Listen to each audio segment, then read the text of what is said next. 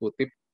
Em, saya di keluarga kami tahun 67 tepatnya orang tua kami mendirikan yayasan yang namanya Immanuel. Kalau Bapak Ibu pernah melewati toko buku Immanuel atau pernah mampir, itu adalah pelayanan kami. Papa saya sudah meninggal, mama saya 2 bulan lagi 79 tahun dan beliau masih aktif. Dan karena musim COVID, kami selalu jaga dia, jangan uh, sering-sering ke kantor gitu ya, tapi ya dia karena saking aktifnya selalu mau ke kantor gitu ya, sampai hari ini masih sangat aktif. Karena pengalaman kami di dalam sebuah usaha toko buku dan kemudian ada penerbitan dan lain sebagainya, kami juga ada punya departemen yang membantu hamba-hamba Tuhan setiap bulan. Saya paling sering melihat perikop ini dijadikan pajangan lah, dijadikan apapun bentuknya, yang paling sering dikutip dari perjanjian lama. Dan seringkali kita nggak sadar karena mungkin udah terbiasa baca ini, kita nggak ngerti dan akhirnya kita lupa bahwa betul-betul Yesus itu adalah gembala kita yang luar biasa. Hanya 6 ayat saja yang ada di sini, dan isinya atau intisarinya adalah sesuatu yang betul-betul bisa menjadi jawaban sebenarnya bagi hidup kita kalau kita mengerti dengan baik dan benar. Mazmur 23 ayat yang pertama mengatakan, Mazmur Daud, Tuhan adalah gembalaku, takkan kekurangan aku, I will lack nothing gitu ya. Yang pertama, ini sebenarnya bicara soal kebutuhan kita, bukan keinginan. Saya punya satu pelajaran yang lebih dalam lagi, yang membahas tentang kebutuhan dan keinginan manusia. Selalu kalau kita melihat pelajaran dan melihat tindakan daripada Yesus, yang dia lakukan adalah dia menjawab kebutuhan, bukan keinginan. Jadi seringkali keinginan kita tidak selaras dengan apa yang menjadi rancangan dia. Dan kalau kita berdoa A dapatnya B, jangan komplain sama Tuhan karena dia selalu adalah Allah yang menjawab kebutuhan. Itu sebabnya kebutuhan kita tidak akan pernah berkekurangan di dalam dia. Ada sebuah prinsip yang sangat dahsyat sebenarnya di dalam prinsip kerajaan sorga. Kalau Bapak Ibu mau menonton, ada di YouTube channel saya ada eksposisi tentang 2 anak yang terhilang. Di salah satu episode di situ saya membahas tentang bagaimana kita di sebagai warga kerajaan, kita memiliki akses kepada Tuhan. Akses dan kepemilikan itu adalah 2 hal yang berbeda. Sebagai warga kerajaan, sebagai anak Tuhan, di dalam prinsip kerajaan sorga, kita ini tidak pernah memiliki apapun, karena kita datang ke muka bumi tidak bawa apa-apa, kita pulang pun nanti nggak bawa apa-apa. Dan selama kita hidup, kita dititipkan sama Tuhan untuk mengelola apa yang Dia mau kita kelola. Itulah sebabnya kita adalah steward, bukan owner. Kita adalah pengelola, bukan pemilik.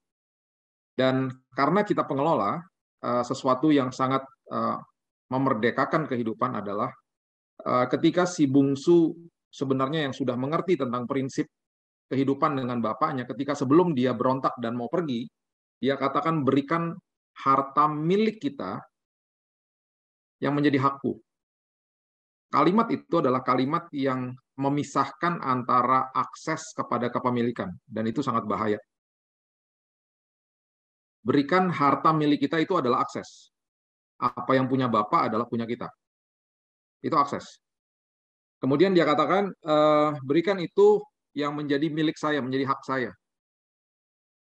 Dengan sangat bodohnya, dia memisahkan akses kepada kepemilikan. Dia membawa hartanya, dan kita sudah tahu akhirnya ampas yang menjadi makanan babi kelihatan menarik untuk dimakan, bahkan semua yang ada melekat dengan dia, semua harta yang dibawa, semuanya habis. Prinsipnya gini, di dalam kepemilikan, apapun yang terlepas dari tangan akan terlepas dari hidup. Itu kepemilikan. Makanya orang dunia selalu stres. Makanya orang yang korupsi nggak pernah berhenti. Karena dia tidak pernah rasa cukup. Tetapi di dalam prinsip akses kepada Tuhan, apa yang terlepas dari tangan tidak akan pernah terlepas dari hidup. Karena supply jalan terus. Supply jalan terus. Jadi ketika di dalam musim pandemi ini ada orang mengatakan saya kehilangan pekerjaan atau saya kehilangan income, saya selalu menguatkan mereka dengan prinsip kerajaan bahwa sebenarnya kamu nggak bisa kehilangan apapun karena kamu bukan pemilik dari awalnya. Kalau kamu katakan kamu kehilangan pekerjaan, sebenarnya Tuhan sedang menggantikan musimmu. posisimu yang lama sedang diisi sama orang lain, kamu akan dibawa sama Tuhan ke dalam posisi yang lain atau pekerjaan yang lain. Yang lebih indah pastinya. Ada orang mengatakan saya kehilangan income. Nggak bisa kehilangan income karena sumbernya tidak pernah goyah. Sumbernya Tuhan. Pekerjaan dan usaha kita hanya pipanya saja. Kalau pipanya tertutup, siap-siap Tuhan akan membukakan bukan sekedar pipa lagi, tapi mata air yang airnya membual-bual. Karena sumbernya tidak pernah goyah. Sumbernya adalah sumber atas segala sumber. Itu sebabnya mengerti bahwa di dalam kehidupan ini kita melekat kepada gembala yang sangat baik. Itu sebabnya dia katakan kamu nggak akan kekurangan apapun karena kamu melekat kepada saya. You are mine, gitu ya. Yohanes 10 ayat yang ke-11 mengatakan, akulah gembala yang baik. Gembala yang baik memberikan nyawanya bahkan bagi domba-dombanya. Bayangin, kalau sampai nyawanya diberikan, apalagi kebutuhan yang lain. Itu sudah berbicara tentang sesuatu yang sangat ekstrim sebenarnya.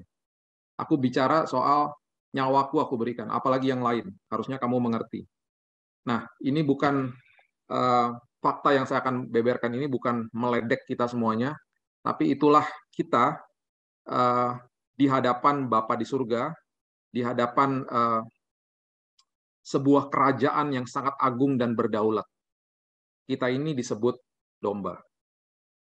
Domba adalah, ini bukan meledek ya, ini betul-betul fakta. Adalah kemungkinan, bahasa Inggrisnya dikatakan arguably, ada kemungkinan besar dia adalah hewan yang paling bodoh di dunia ini. Itu domba. Itu sebabnya domba selalu membutuhkan seorang gembala. Di tahun 2005, di timur negara Turki, ada beberapa gembala yang sedang berhenti beristirahat untuk makan. Dari ada kalau nggak salah ada sekitar 8 sampai 10 gembala lah ya. Dari mereka itu terkumpullah semuanya tergabung ada 1.500 domba yang mereka sedang gembalakan saat itu di sebuah padang. Tiba-tiba ketika mereka sedang makan, satu daripada domba ini mulai berjalan sendiri dan kemudian menemukan sebuah jurang dan dia loncat ke jurang itu. Waktu dia loncat ke jurang itu, ada sekitar 400 domba yang lainnya yang juga ikutan loncat ke jurang. Dan ditemukan akhirnya 400 domba itu semuanya mati. Mereka mengalami kerugian yang begitu besar saat itu. Itulah domba. Domba butuh bimbingan, butuh guidance. Itu sebabnya saya selalu katakan membaca firman Tuhan dan berdoa setiap hari, meminta petunjuk dari Tuhan, dan bahkan firman Tuhan dikatakan adalah sebuah pelita bagi langkah-langkah kita. Itu kita butuhkan tiap hari. Kita nggak bisa bergantung kepada kemenangan kita yang kita raih kemarin, dan kita anggap bahwa hari besok kita akan oke-oke saja tanpa Tuhan. Nggak bisa. Kita butuh guidance, kita butuh bimbingan dari Tuhan. Karena kita domba.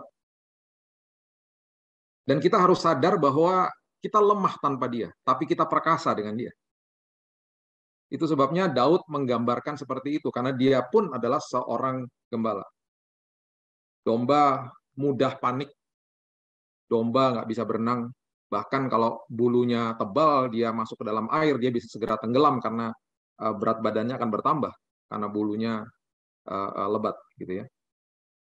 Ketika dalam kondisi takut, ya domba juga bisa mengalami yang namanya serangan jantung. Mirip ya, seperti manusia. Banyak orang yang stres dan ngalamin akhirnya serangan jantung. Ya. Nah, itu sebabnya Tuhan katakan di dalam dia kamu tidak akan kekurangan apapun. Kebutuhan adalah sesuatu yang kita perlukan. Kebutuhan itu berbicara soal justru hal-hal yang tidak terlihat. Seringkali kita berpikir bahwa kebutuhan itu adalah hal-hal yang terlihat. Kita terbalik. Hal-hal yang terlihat itu seringkali merupakan sebuah keinginan. Harta, jabatan, status, dan lain sebagainya, itu hal-hal yang terlihat yang dikejar sama manusia. Justru ketika kita pelajari firman Tuhan, hal-hal kebutuhan adalah hal-hal justru yang tidak terlihat dan tidak dikejar sama manusia. Padahal kita membutuhkan hikmat, kita membutuhkan pengharapan, kita membutuhkan yang namanya sukacita dan damai sejahtera. Dan ketika kita memiliki hal-hal seperti itu, kita akan bisa beroperasi setiap hari dalam hidup ini dengan kemenangan dan berjalan dengan kepala yang tegak. Padahal itu hal-hal sebenarnya yang tidak terlihat. Apa yang menjadi kebutuhan utama manusia? Kita masuk ayat yang kedua, dikatakan begini. Ini kebutuhan utamanya. Dikatakan begini. Ia membaringkan aku di padang yang berumput hijau. Ia membimbing aku ke air yang tenang. Perhatikan kata membaringkan. Ini berarti ada unsur dipaksa loh Bapak Ibu. Sampai-sampai dibaringkan gitu. Ia membaringkan aku di padang yang berumput hijau. Ayat ini tidak pernah mengatakan bahwa ia mengatakan kepada kita untuk berbaring, enggak. Ia membaringkan. Berarti kita dipaksa untuk berbaring di situ. Karena ini bicara soal sesuatu yang sangat penting dalam hidup ini, yaitu masuk ke dalam perhentian Tuhan. Padang yang berumput hijau, itu arti sebenarnya adalah perhentian di dalam Tuhan, beristirahat di dalam Tuhan. Sebentar saya jelaskan. Kemudian air yang tenang itu bicara soal kepuasan. Kepuasan dalam hidup ini. Nah, ini yang terjadi. Ya. Istirahat tidak berbicara soal saya stop bekerja atau saya stop berusaha gitu ya. Berusaha maksudnya secara fisik kita melakukan tugas dan aktivitas kita. Bukan itu, jangan salah mengira dan jangan salah sangka kalau membaca atau menafsirkan prinsip ini. Yang dimaksudkan sama Tuhan untuk beristirahat dan masuk ke dalam perhentiannya adalah pikiran dan hati kita. Pikiran kita adalah aset kita yang paling besar sebenarnya. Dari pikiran manusia lahirlah sebuah tindakan-tindakan yang luar biasa dan juga bisa melahirkan sebuah tindakan-tindakan yang bisa merugikan banyak orang. Itu semuanya lahir daripada pikiran manusia. Itu sebabnya yang diserang sama iblis setiap hari adalah pikiran manusia. Dan memang itu cuma satu-satunya akses yang bisa dia serang setiap hari. Makanya firman Tuhan mengatakan ia seperti singa yang mengaum-ngaum mencari mangsa yang dapat ditelan. Berarti ada orang-orang yang tidak dapat ditelan. Saya percaya di persekutuan doa pada malam hari ini, semua yang hadir nggak bisa ditelan sama kebohongan dia. Karena ada orang yang dapat ditelan, ada orang yang tidak dapat ditelan. Ya. Dan sekali lagi, dia menyerupai singa. Dia bukan singa ya. Dia selalu kan suka copy paste lah. Ya. Singa Yehuda yang sebenarnya adalah Yesus. Ya. Dan itu yang dilakukan sama dia. Ya. Coba lihat Ibrani pasal yang keempat, ayat yang ke-10 dan 11. Ini adalah sebuah prinsip yang sebenarnya luar biasa. Ini adalah sebuah contoh juga kalau kita mau hidup di dalam istirahat perhentian di dalam Tuhan. Ibrani 4 ayat 10 mengatakan begini. Sebab barang siapa telah masuk ke dalam perhentiannya, ia sendiri telah berhenti dari segala pekerjaannya, sama seperti Allah berhenti dari pekerjaannya. Ya. Kemudian dikatakan karena itu baiklah kita berusaha. Ya. Banyak orang mengatakan yuk berusaha untuk hidup benar, berusaha untuk menyukakan hati Tuhan gitu ya. Akhirnya orang stres sendiri. Dikatakan di sini gini, berusaha sebaliknya untuk masuk ke dalam perhentian supaya jangan seorang pun jatuh karena mengikuti contoh ketidaktaatan itu juga. Dengan kata lain begini, kalau kamu tidak berhenti masuk ke dalam perhentian Tuhan secara pikiran dan hatimu, kamu justru akan berbuat dosa. Maksudnya gitu. Saya kasih contoh gini. Ini contoh yang sudah saya alami dan yang sering kali saya alami. Semua usaha kita ya tidak akan bisa mengurangi atau menambah kasih Tuhan dalam hidup ini. Dia mengasihi kita lebih daripada apa yang pernah kita pikirkan.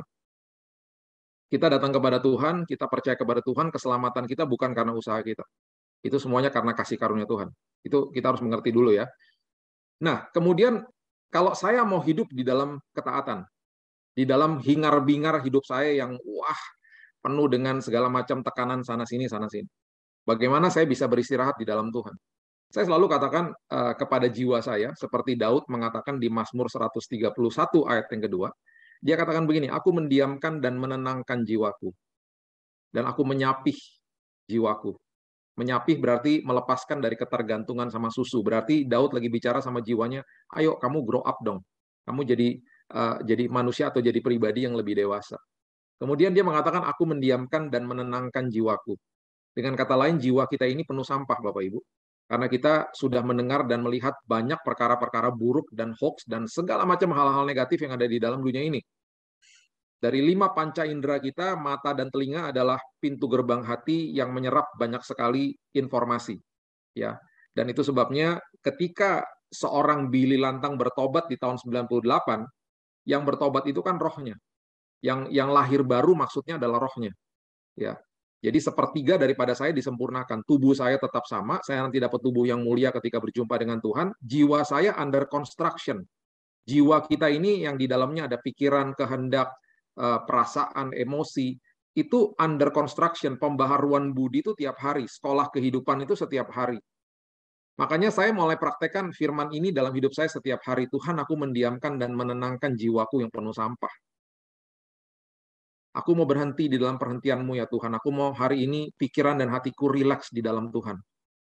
Betul, aku akan melakukan aktivitas aku. Tapi aku tahu hari ini aku akan dibombardir dengan banyak kebohongan-kebohongan iblis dan tuduhan-tuduhan dia. Makanya dikatakan di firman Tuhan, there is no condemnation. Tidak ada lagi penghakiman atau penuduhan di Roma 8 ayat 1. Jangan mau dituduh tentang masa lalu kita. Jangan mau dituduh tentang kesalahan kita. Bahkan Tuhan memakai kesalahan kita untuk mendatangkan kebaikan bagi kita. Kenapa? Karena di Roma 8 ayat 28 dikatakan segala sesuatu. Dia menggunakan segala sesuatu untuk mendatangkan kebaikan bagi kita. Jadi kesalahan-kesalahan kita pun dia akan pakai untuk mendatangkan kebaikan bagi kita. Bukannya berarti kasih karunia adalah tiket buat dosa, bukan. Kasih karunia adalah mendidik. Tetapi prinsip di dalam firman Tuhan selalu dia mengatakan tidak ada penuduhan. Kemudian dia katakan kepada wanita yang bersinah, go and sin no more. Pergi dan jangan buat dosa lagi. Nah, itu kebalik. Di dalam komunitas kekristenan, ironisnya banyak sekali orang yang masih percaya, kamu jangan buat dosa lagi, baru saya nggak tuduh kamu. Sedih ya. Padahal itu bukan pelajaran kasih karunia. Itu bukan Injil yang sebenarnya, itu ngawur bahkan. Makanya banyak orang tidak tertarik sama Yesus akhirnya. Karena duta besarnya yang dikirim, kita semua kan duta besar kerajaan surga, nggak memberitakan berita yang baik dan benar. Gitu loh.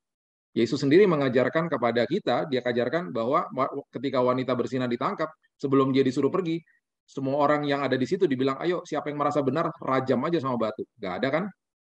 Sebelum wanita itu pergi, dia bilang, ada nggak yang menghakimi kamu? Nggak ada. Oke, now go and sin no more. Yang wanita itu rasakan adalah kasih karunia Tuhan, dan percaya sama saya, pasti dia nggak mau buat dosa lagi. Orang yang merasakan kasih Tuhan, pasti nggak mau buat dosa. Orang yang masih berpikir bahwa kalau saya dosa nanti saya diampuni, itu berarti dia tidak merasakan dan tidak mengerti kasih karunia. Itu namanya dia eksploitasi Tuhan.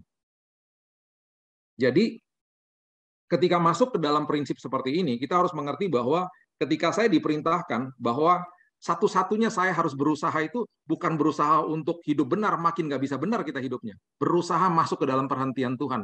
Maksudnya adalah berusaha di dalam pikiran dan hati kita itu untuk masuk ke dalam rancangan Dia dan rileks di dalam Dia dan kasih tahu sama Dia, Tuhan aku lemah, aku nggak bisa tanpa Tuhan. Justru itu kita akan merdeka. Contoh ya, ada 6 orang datang kepada saya beberapa tahun yang lalu dalam waktu yang berbeda, mau lepas dari rokok. Seperti biasalah. Ini contoh aja ya, banyak contoh yang lain. Pak, saya mau lepas dari rokok. Kemudian singkat cerita mereka semuanya berdoa kepada Tuhan. Ketika saya tanya, mereka berdoanya begini, Tuhan saya janji saya tidak lagi mau merokok. Kebanyakan dari mereka akhirnya secara gradually, perlahan-lahan, mereka lepas dari rokok setelah beberapa bulan dengan usaha sendiri. Karena kata janji, ada sebuah kalimat yang tidak terucapkan di balik kata janji. Saya janji Tuhan, ada tanda kurung di belakangnya yang tidak terucapkan, kalimat ini, dengan usaha sendiri. Karena janji kan. Yang terjadi adalah, 6-6-nya ini datang kepada saya lagi, dengan ada 2 yang nangis saya ingat. Dan mereka katakan, gue ngerokok lagi, katanya gitu. Wah, susah banget deh hidup dalam ketaatan ya, katanya gitu. Dan ketika itu, saya nggak pernah lupa, mereka hampir semuanya ngomong gini, gue nyerah deh. Gue nyerah. Ketika mereka katakan, saya nyerah, gue nyerah gitu ya, saya bilang gini, itu yang Tuhan mau. Mereka mulai bingung, apa maksudnya kok gue nyerah kok Tuhan mau? Coba lu doa di sini, saya bilang. Lu bilang sama Tuhan, Tuhan, saya udah nggak bisa lagi, saya nyerah, dan ini kelemahan saya, Tuhan. Aku nggak tahu lagi harus bagaimana, tolong aku, Tuhan. Karena sama seperti orang mau jatuh ke jurang, udah pegangan ranting pohon, Tuhan Yesus datang mengulurkan tangannya, dan dia katakan kepada orang itu, sini saya pegangin tangannya, orang itu katakan, minggir Tuhan, minggir. Akhirnya dia berusaha untuk naik sendiri, alhasil yang terjadi dia jatuh ke jurang. Ketika 6 orang ini berdoa dan mereka katakan, Tuhan aku nggak bisa dan aku lemah Tuhan. Yang terjadi adalah sesuatu yang sangat luar biasa, dalam hitungan 4-6 hari, 6-6-nya, Ya, ada banyak dari mereka bahkan tidak kenal satu sama yang lain. Mereka kasih laporan kepada saya begini, lo tahu nggak, gue sekarang udah lepas dari rokok, dan gue nggak tahu gimana ada sebuah kekuatan di dalam gue yang gue nggak bisa utarakan, dan bahkan ketika gue cium orang lagi ngerokok aja gue pengen muntah. Gue bukan lagi stop rokoknya tuh pelan-pelan, gue stopnya tuh tiba-tiba dalam hitungan harian, gue tiba-tiba udah nggak pengen lagi. Di situ saya katakan begini, di dalam kelemahanmu, kekuatan Tuhan nyata. Makanya Alkitab mengatakan berusahalah masuk ke dalam perhentian dia, supaya kamu bisa hidup taat. Justru kamu berusaha untuk hidup kudus, kamu nggak bisa akhirnya hidup kudus. Tapi ketika masuk ke dalam perhentian Tuhan, kamu akan dikuduskan. Itu sebabnya gembala yang baik mengajarkan kita untuk berbaring di dalam rumput yang hijau. Bahkan dia dalam tanda kutip seolah-olah seperti memaksakan gitu, membaringkan kita di rumput yang hijau. Supaya apa? Kita puas. Hidup kita puas. Pikiran dan hati kita rileks, betul-betul tertambat kepada Tuhan gitu loh. Ya, kita nggak pakai usaha sendiri, tapi semuanya karena kuat dan gagah Tuhan. Itu maksudnya. That's our number one needs actually. Ya. Yang ketiga, ia menyegarkan jiwaku. Ia menuntun aku di jalan yang benar oleh karena namanya. Nah, kalau kita udah belajar untuk berhenti di hadirat Tuhan, kita belajar untuk rileks di dalam Tuhan gitu ya, pikiran dan hati kita ya sekali lagi, kita pasti akan seger. Melewati apapun badai kita akan seger. Ya.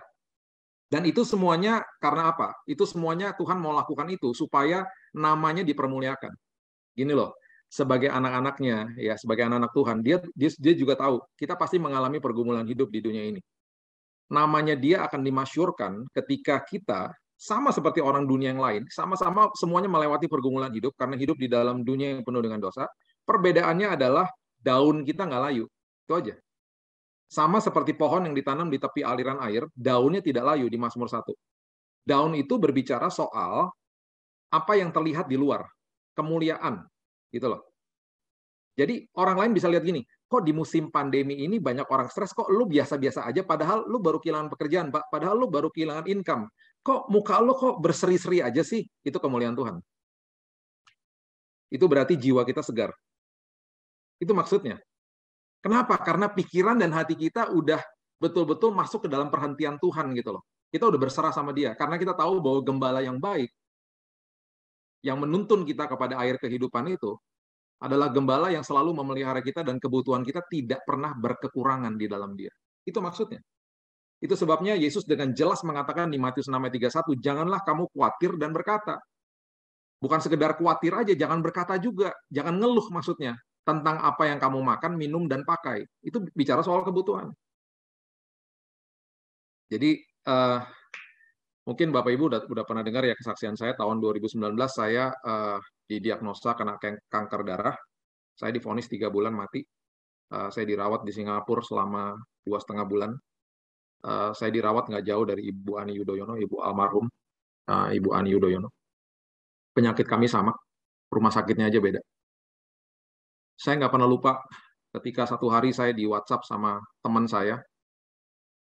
Saya masuk rumah sakit bulan Januari, di bulan-bulan Februari saya di WhatsApp sama teman saya yang bukan orang percaya. Dan ketika ngobrol-ngobrol, dia bilang, kok dari tadi kayaknya kesannya jawaban-jawaban lu kayaknya lu penuh semangat sih gitu. Di situ saya punya kesempatan untuk bersaksi dan saya katakan, ya gue punya damai lah, saya bilang gitu. Tapi kan lu divonis mati, kok lu bisa bicaranya optimis dan sepertinya ada iman gitu. Saya bilang karena gue punya damai. Saya bilang gitu sama teman saya. Akhirnya dia bilang gini, gue nggak pernah tuh ngerasain damai kayak gitu. Gimana caranya gue ngerasain damai kayak gitu? Ya lo percaya aja sama Yesus gue, saya bilang gitu. Lo nanti malam kalau lo tidur, lo doa sama Yesus gue. Tapi lo jangan eksploitasi dia ya. Lo jangan cuma minta-minta damai, tapi lo nggak percaya sama dia. Lo harus percaya dulu sama dia.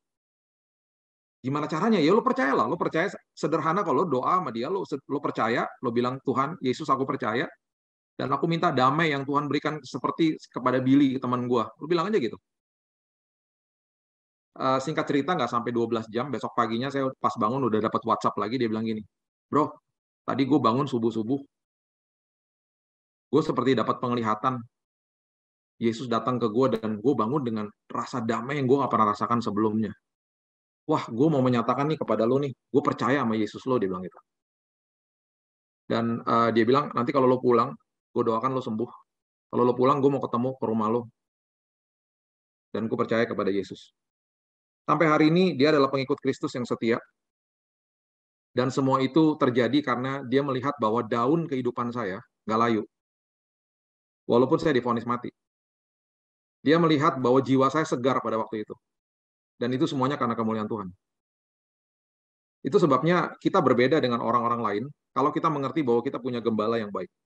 Kita punya gembala yang luar biasa.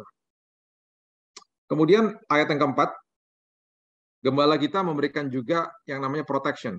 Nah, ini luar biasa karena dikatakan begini, sekalipun aku berjalan dalam lembah kekelaman, aku tidak takut bahaya, sebab engkau besertaku, gadamu dan tongkatmu, itulah yang menghibur aku.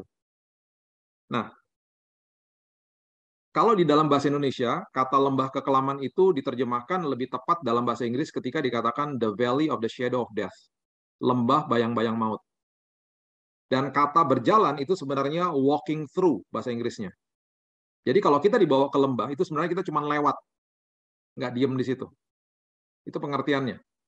Dan kemudian lembah kekelaman atau the valley of the shadow of death, lembah bayang-bayang maut, itu memiliki pengertian yang sangat dalam karena Daud juga mengalami hal yang seperti itu. Ya, dia pernah mengalami sebuah pertempuran di lembah Tarbantin dengan Goliat. Dan Daud adalah bocah 19 tahun yang disuruh sama papanya bawa roti sama keju ke kakak-kakaknya di dalam medan pertempuran di lembah Elah atau lembah Tarbantin namanya. Daud bangun pagi, dia nggak tahu bahwa dia akan berhadapan dengan Goliat. Goliat bangun pagi juga nggak tahu bahwa dia akan berhadapan sama bocah 19 tahun. Singkat cerita, ketika dia sampai di sana, dia menyingkapkan sesuatu kebenaran yang luar biasa. Nanti Bapak Ibu untuk mengingat waktu bisa baca di 1 Samuel 17 ayat 26. Sebuah pengertian yang bangsa Israel juga ngerti pada saat itu. Bahwa dia, kalau dalam bahasa Indonesia sehari-hari, kira-kira begini dia katakan. Lu pada nggak tahu ya, kita kan bangsa yang bersunat. Goliat kan nggak bersunat. Kalau kita lawan dia ya pasti mati lah, pasti kalah lah dia. Gitu maksudnya kira-kira gitu. Padahal itu adalah kebenaran yang mereka tahu. Bangsa Israel tahu bahwa mereka adalah bangsa yang bersunat. Bangsa yang bersunat artinya adalah mereka memiliki urapan Tuhan. Mereka memiliki hadirat Tuhan dan pastinya pertolongan Tuhan. Dengan kata lain, siapapun yang kita kirim untuk lawan Goliat pasti menang udah. Gitu loh. Kenapa kamu cemas? Kenapa kamu takut? Kalimat itu yang akhirnya membawa bocah 19 tahun yang lagi bawa roti sama keju ke hadapan Raja Saul, yang juga cemas. Akhirnya dia bisa memiliki kesempatan untuk bisa beraudiensi di depan raja. Dengan semua pernyataan dia, dan kemudian dia juga katakan kepada Raja Saul, Raja, saya biasa mematahkan rahang beruang dan singa. Itu adalah makhluk-makhluk yang tidak bersunat. Sama aja seperti Goliat, dia juga nggak bersunat, beda bentuk aja. Singkat cerita, akhirnya kita tahu semuanya bahwa nasib sebuah bangsa diserahkan kepada bocah 19 tahun. Nasib sebuah bangsa loh. Karena perjanjiannya adalah yang Goliat katakan, kamu kirim satu orang duel sama saya, kalau kamu kalah kamu nyembah saya, kalau saya kalah saya nyembah kamu. Jadi nasib sebuah bangsa diserahkan kepada bocah 19 tahun yang lagi bawa roti sama keju. Karena apa? Hidupnya selalu dikuasai firman. Orang yang hidupnya dikuasai firman ketika bicara penuh dengan bobot. Orang yang dikuasai firman ketika bicara didengar orang. Karena dia menghidupi kehidupannya di dalam firman Tuhan. Bukan sekedar tahu saja. Banyak orang tahu Mazmur 23. Tapi berbeda dengan orang yang menghidupi Mazmur 23. Beda. Itu sebabnya dia nggak takut dan akhirnya kita tahu dikasih baju perang dia nggak mau. Dia cuma bawa batu, umban, tongkat, dan kantong di mana dia bisa meletakkan 5 batu itu. Bahkan diketawai sama Goliat. Tapi batu dan umban ketika bermitra sama Tuhan menjadi perkara besar. Sama seperti kita, mungkin kita cuma punya air mata sama dengkul untuk berdoa. Tapi ketika itu bermitra sama Tuhan jadi perkara besar. Jadi nggak usah takut. Makanya dia katakan, I went through that. Saya melewati lembah bayang-bayang maut. Saya lewati itu semuanya. Pengertiannya gini, bayang-bayang maut, bayangan itu selalu tampaknya lebih besar daripada aslinya. Betul, betul, betul. Jadi iblis selalu membesar-besarkan masalah. Yang kedua, bayangan tidak akan pernah bisa melukai kita. Nggak pernah ada sebuah berita seorang bapak meninggal karena ditabrak bayangan truk. Nggak ada. Bayangan nggak bisa melukai kita. Yang ketiga, di dalam lembah yang gelap itu kenapa ada bayangan? Karena ada cahaya di situ. Berarti Yesus hadir di situ. Itu maksudnya dia. Saya dibawa ke dalam lembah itu karena gembala saya yang bawa saya ke sana. Walaupun gelap, karena ada dia, terjadilah cahaya. Makanya ada bayang-bayang di sana. Dan kita perlu mengerti, setiap kali kita sedang dibawa ke dalam sebuah lembah, ya, biasanya di dalam lembah itu udaranya sangat sejuk. Dan domba nggak ngerti. Dan ketika kita dibawa ke dalam lembah, biasanya air kehidupan itu atau sungai yang sangat indah ada di bawah situ. Dan seringkali kita nggak ngerti. Ada perkara indah yang Tuhan sedang siapkan bagi kita setelah kita lewatin lembah kita. Jadi tenang aja. Selama kita berjalan sama gembala kita, dia mempersiapkan segala sesuatu untuk mendatangkan kebaikan bagi kita. Yohanes 10 ayat 7 mengatakan begini. Maka kata Yesus sekali lagi, aku berkata kepadamu, sesungguhnya akulah pintu ke domba-domba itu. Ya, salah satu perlindungan daripada Tuhan sebagai gembala kita adalah dia katakan, aku adalah pintu kepada domba-domba itu. Kenapa? Karena gini, kalau kita mempelajari tentang kehidupan gembala dan domba-domba, mereka biasanya kalau malam itu masuk ke dalam sebuah tempat yang besar, kandangnya mereka, dan biasanya di kandang-kandang mereka itu, di depannya itu biasanya tidak ada pintu. Ada satu lorong kecil di mana mereka masuk, ya satu persatu, mereka masuk ke dalam, dan di depan lorong itu biasanya tidak ada pintunya. Kenapa? Karena biasanya malam-malam gembalanya tidur di situ. Dengan kata lain, kalau sampai ada bahaya, kalau sampai ada serigala yang mau masuk, harus melewati gembala itu. Kalau sampai ada domba yang mau keluar pun, harus melewati gembala itu. Itu sebabnya Yesus katakan, akulah pintu ke domba-dombaku. Itu sebabnya dia mempunyai tongkat untuk menggait leher-leher domba yang bandel, dan juga dia mempunyai gada kalau sampai ada bahaya. Itu sebabnya Daud mengatakan, gada dan tongkatmu menghibur aku. Proses di dalam hidupku menghibur aku, pertolonganmu menghibur aku. Yang kelima, firman Tuhan katakan, engkau menyediakan hidangan bagiku di hadapan lawanku. Engkau mengurapi kepalaku dengan minyak, pialaku penuh melimpah. Ini berbicara soal ketika kita berhadapan dengan musuh kita. Kita dikasih makan sama Tuhan. Ini menggambarkan bahwa ketika pikiran dan hati kita sudah di dalam perhentian Tuhan, melewati apapun dalam hidup ini, kita bisa makan. Kita bisa makan di depan musuh kita. Biasanya orang stres nggak bisa makan. Ini kita bisa makan. Bahkan dikasih feast, bahasa Inggrisnya. Dikasih hidangan yang melimpah bahkan. Di depan kita ada penyakit, kita nggak stres. Kita bisa makan. Di depan kita ada masalah keuangan, kita bisa makan. Karena kita tahu, tepat pada waktunya, kalau sudah genap waktunya, Tuhan akan memberikan pertolongan dan semua kebutuhan saya, Tuhan sudah atur dan sudah jamin. Dengan iman Tuhan saya katakan itu. Saya nggak pernah lupa ketika darah saya udah habis. Komponen darah itu ada 3 ya. Trombosit, kemudian ada hemoglobin, ada darah merah, dan kemudian darah putih. Kalau 3-tiganya habis, trombosit sama darah merah itu ada transfusinya. Bisa ditransfusi darah. Kasih kantong, dimasukin ke dalam infus dan ditransfusi. Kalau darah putih, nggak ada. Jadi itu hanya bisa di booster namanya, disuntik. Jadi berkali-kali saya disuntik. Saya nggak pernah lupa, satu hari, saya nggak tahu gimana, ketika sebelum mujizat terjadi, saya adalah satu-satunya pasien di dokter saya itu ya, yang dia katakan, saya nggak pernah lihat pasien yang bisa makan seperti kamu. Saya bahkan memberitahu kepada istri saya waktu itu, karena dia lagi keluar dan mau bawa makanan, saya bilang, tolong beliin 2 porsi. Dan ada fotonya ketika istri saya fotoin saya lagi makan dengan lahap, sementara ada selang-selang di samping saya. Saya terduduk dan saya sedang di kemo, saya sedang ditransfusi darah dalam waktu yang bersamaan, dan di dalam kondisi seperti begitu saya makan dengan lahap. Di situ saya baru mengerti tentang ayat ini. Terima kasih Tuhan. Kau menyediakan hidanganku di depan musuhku, di depan maut bahkan. Saya bisa makan nyenyak, saya bisa makan enak, dan saya bisa tidur nyenyak malam-malam. Dan singkat cerita aja, bulan Februarinya, dalam hitungan 1 bulan, ketika dokter cek semuanya, dia tidak bisa menemukan satupun sel kankernya hilang. Itu mujizat yang terjadi.